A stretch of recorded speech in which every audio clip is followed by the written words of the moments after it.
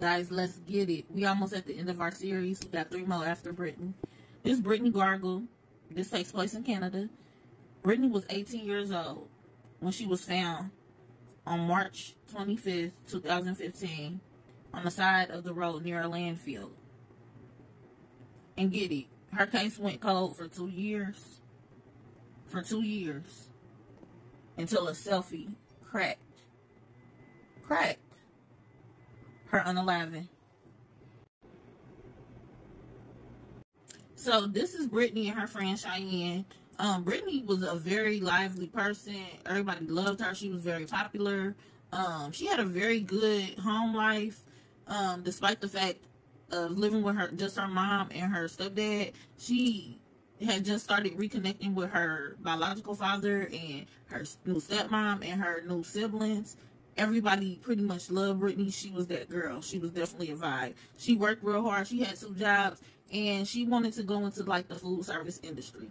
Now, Cheyenne was not so lucky. Her parents went to some kind of boarding school, and they were heavily abused, and as a result, they turned to DRUGS's to cope, and it didn't end too well. Cheyenne found herself in the foster care system, and then she fell victim to all sorts of abuses that you could, SA, physical, things like that. And these two kind of connected during 9th grade year, and they were that girls. Talking about my best friend. Yeah, they became them. That's what they became. So, they was rocking out, and Brittany was kind of helping Cheyenne, because Cheyenne was like at a very tough spot, because she was into that Crystal Cooks.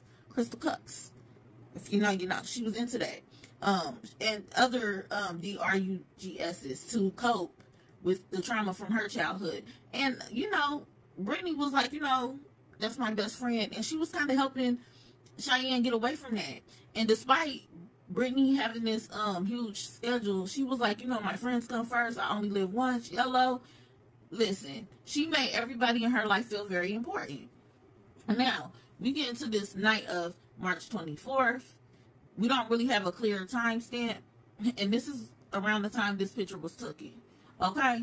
And this is why I don't go by that narrative, hurt people, and you about to find out why. So, Cheyenne and Brittany decided that they gonna go club, bar hop, whatever. They started off at a house party, and then supposedly they went to a bar. This is Cheyenne's account. They went to a bar, Brittany meets up with some man.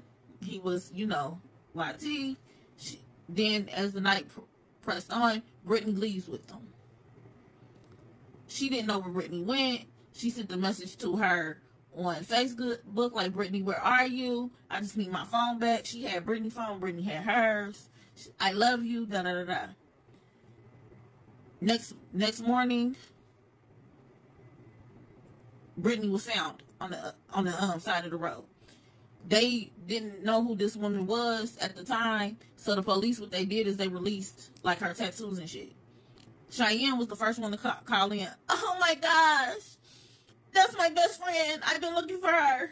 When Brittany was found, she was just found her wearing that jacket, and it was a belt near her, and she had bruising, and she looked beat up, and she ain't had no shoes on. So when Cheyenne called in, and then they asked her account, she told them. Then she passed the phone over to her uncle. Her uncle said the same exact story, and he was basically her alibi. They felt like it was too, but they went with it for the time being because they didn't really know. So as time presses on, they are not really getting no leads. They finding out like Cheyenne's story is not really adding up because they go to the bar. Nobody is really noticing them. This, that, and the third. They find Brittany's car. Cheyenne's phone is in the car. It's all this dirt. It's grass. It's all type of shit on the car. But they don't really have a clue like of what's going on. So they like, I smell it right. The story's not adding up. So basically the story's not adding up.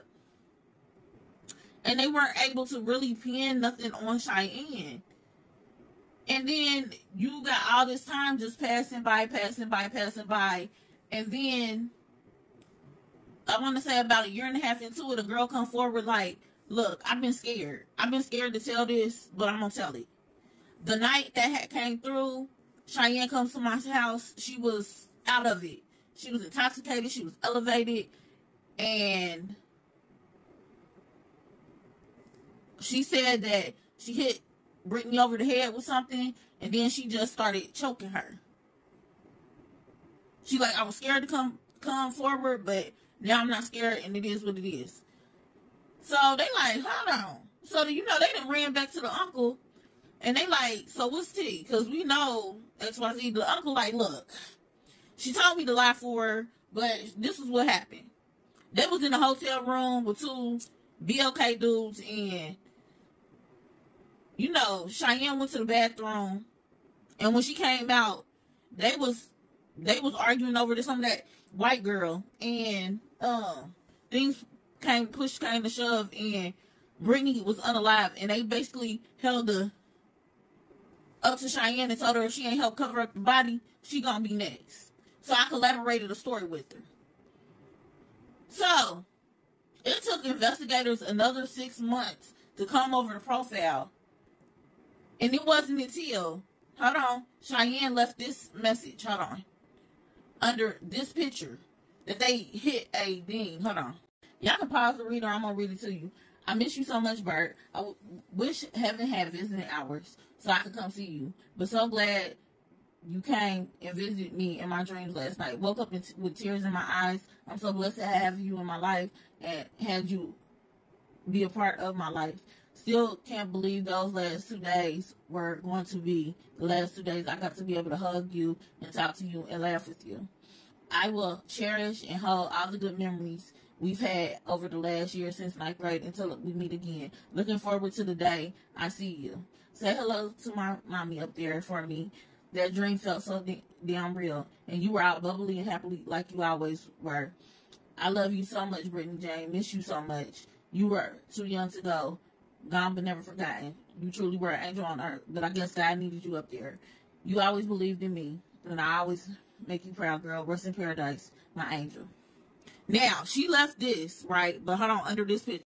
So, she left that under this post, and they zoomed in like, that's the bell at the crime scene. Fuck.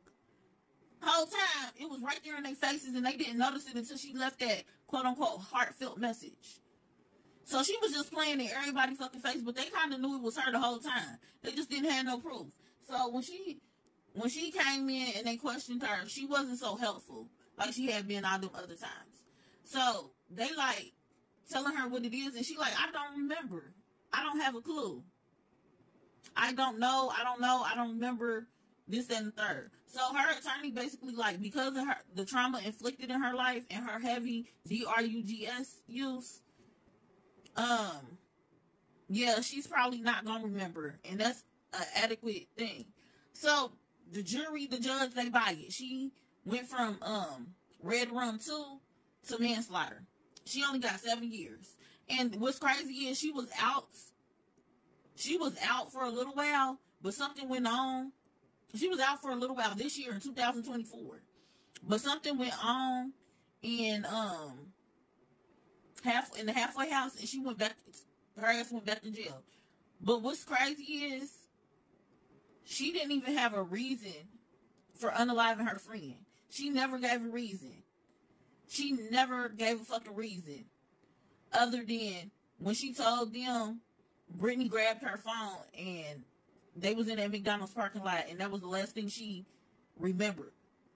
So this woman, or new woman, or teenager, however you want to classify it, basically lost her life from grabbing this woman, phone. Her family didn't know. Her family was distraught. Her little sister was distraught because at the time she had a 5-year-old little sister who adored her and looked up to her. She had so many of her sisters that looked up to her. And Cheyenne basically tore her family apart, played in their faces, and didn't give them a valid explanation as to why she did this. It's crazy. And this is why I say hurt people hurt people. is not a valid fucking reason. Because look at this shit.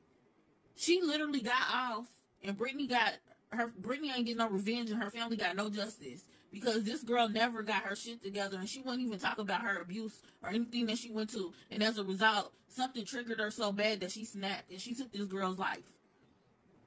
And she didn't show no remorse. She didn't do anything, but she did do a closing statement, saying that she's been tortured by it, and she has to live out the rest of her days knowing that she basically unalived her best friend. But where does that leave the family? Brittany had goals that she was trying to reach. And sometimes, I can't even say that she was a snake as a friend, because she was going through shit and she failed to address it. And this woman lost her life. This child lost her life. This family lost their sister, their daughter, their niece, and everything else, just because she failed to go see about that shit. Yeah, y'all, rest up to the family. But yeah, they can't hold her forever. She had already got out, but something went on in the halfway house, and she had to go back to jail for a little bit. Tell me y'all thoughts on this case. We got 3 more, y'all.